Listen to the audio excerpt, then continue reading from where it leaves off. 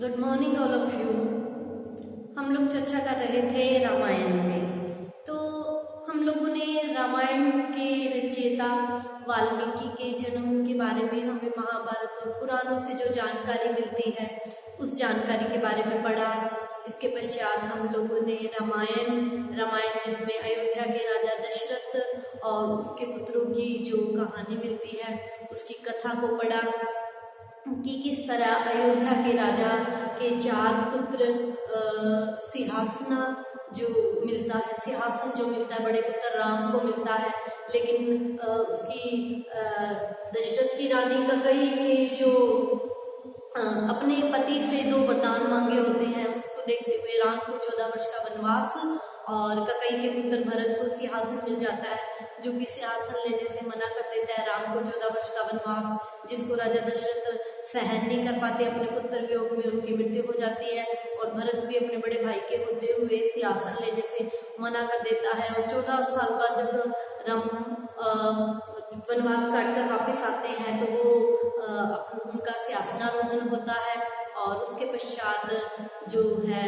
जनता के अपनी प्रजा के भय से राम क्या करते हैं, अपनी पत्नी सीता का त्याग कर देते हैं और उनकी पत्नी सीता किस तरह ऋषि वाल्मीकि के आश्रम में रहकर 2 पुत्रों को जन्म देती है और किस तरह फिर हम लोगों ने पुत्रों वो जो सीता के पुत्र हैं लव और कुश किस तरह अपने पिता से मिलते हैं उसके बारे में पढ़ा। इसके बाद हम लोग चर्चा कर रहे थे रामायण की विशेषताओं के बारे में कि रामायण नामक ये जो भारतीय संस्कृति का दर्पण है इसमें क्या विशेषताएं हैं। ठीक है, तो इस दौरान हम लोगों ने ये पढ़ा कि रामायण हमारे लिए आदर्शों की एक पुस्तक है कि हमें हमारा एक प्रतिनिधि ग्रंथ है। हमें रामायण के जो पात्र हैं उन्होंने जो हमारे सामने आदर्श प्रस्तुत किया है हमें उन्हीं का ही प्रतिनिधित्व करना चाहिए, उन्हीं के ही कदमों पर चलना चाहिए कि एक पुत्र, एक भाई, एक माता, एक पिता, एक पत्नी का आदर्श क्या है। हम लोगों ने आदर्शों की इस पाठशाला के बारे में पढ़ा। फिर हम लोगों ने पढ़ा कि जो रामायण है वो क्या है, धर्म की स्थापना करने वाला ग्रंथ है। और रामायण में धर्म किसे कहा गया है, अपने कर्तव्यों के पालन को धर्म कहा गया है कि अगर व्यक्ति अपने कर्तव्यों का पालन करता है तो वो एक धार्मिक प्रवृत्ति का व्यक्ति है और यही वास्तव में धर्म है। तो हम लोगों ने 2 रामायण की विशेषताएं पढ़ी। आज हम रामायण की तीसरी विशेषता दक्षिण में आर्य संस्कृति का विजय ध्वज के बारे में पढ़ेंगे। तो देखो, कुछ इतिहासकार रामायण को दक्षिण में आर्य संस्कृति के प्रसार का श्रेय देते हैं कि देखो रामायण में हमें 3 संस्कृतियों के बारे में जानकारी मिलती है। आर्य संस्कृति का प्रतिनिधित्व कौन कर रहे थे, राम, अयोध्या के राजा राम। और अनार्य संस्कृति का प्रतिनिधित्व कौन कर रहे थे, लंका के राजा रावण जो असुर प्रवृत्ति के थे। और तीसरी जो संस्कृति है वानर संस्कृति जिसका केंद्र था किष्किंधा और ये क्या है, सभ्य असभ्य प्राणियों का केंद्र था। बाली और सुग्रीव यहाँ के इस संस्कृति के जो लोग थे उनके प्रतिनिधि थे। ठीक है, और इसमें हम लोगों ने जो राक्षस संस्कृति के बारे में मैंने आपको बताया, राक्षस संस्कृति का जो केंद्र था लंका और यहाँ के राजा कौन थे, रावण थे। रावण यहाँ का प्रतिनिधि भी कह सकते हैं, इस संस्कृति के लोगों का प्रतिनिधि था।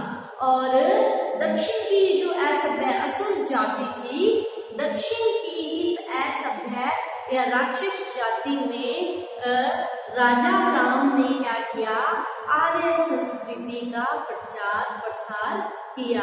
यही कारण है कि वाल्मीकि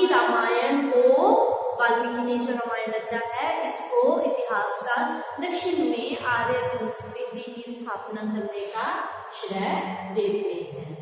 ठीक है, तो इसीलिए दक्षिण में आर्य संस्कृति का विजय हासिल की थी ना लंका में श्री राम ने जाकर, हम लोगों ने पढ़ा भी था। तो इसीलिए कहा जाता है दक्षिण को जीता, वहां पर आर्य संस्कृति का प्रचार प्रसार किया, तभी कहा जाता है कि दक्षिण में आर्य संस्कृति का विजय ध्वज लहराया। ठीक है, महान जीत हासिल की। अगली जो रामायण की विशेषता है वह सीता आदर्श नारी के रूप में। माध्यम से नारी का जो चरित्र प्रस्तुत किया गया है वो हर काल की, हर समाज की स्त्री के लिए क्या है, अनुकरणीय है कि उन्हीं के ही नक्शे कदम पर हमें चलना चाहिए। इसमें सीता कैसी स्त्री दिखाई गई है? इसमें सीता पति परायण, कर्तव्यनिष्ठ, कठिन परिश्रम करने वाली और धर्म के अनुसार आचरण करने वाली स्त्री थी। वो क्या है, अपने पति के साथ 14 वर्ष का वनवास, राजमहल के सुखों को छोड़कर अपने पति के साथ 14 वर्ष के वनवास के लिए चली जाती है।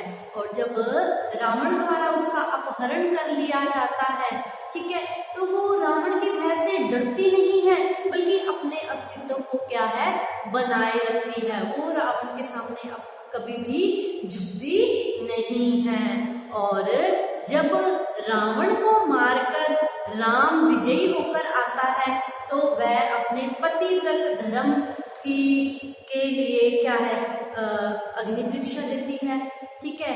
और जब राम द्वारा उसका त्याग कर दिया जाता है तब भी वो अपने मन में अपने पति के लिए कोई बुरी भावना नहीं लाती, कोई भी दुर्भावना नहीं लाती। और वाल्मीकि के आश्रम में रह के बड़े कठिन परिश्रम के साथ अपने बच्चों लव और कुश का पालन करती है, ठीक है।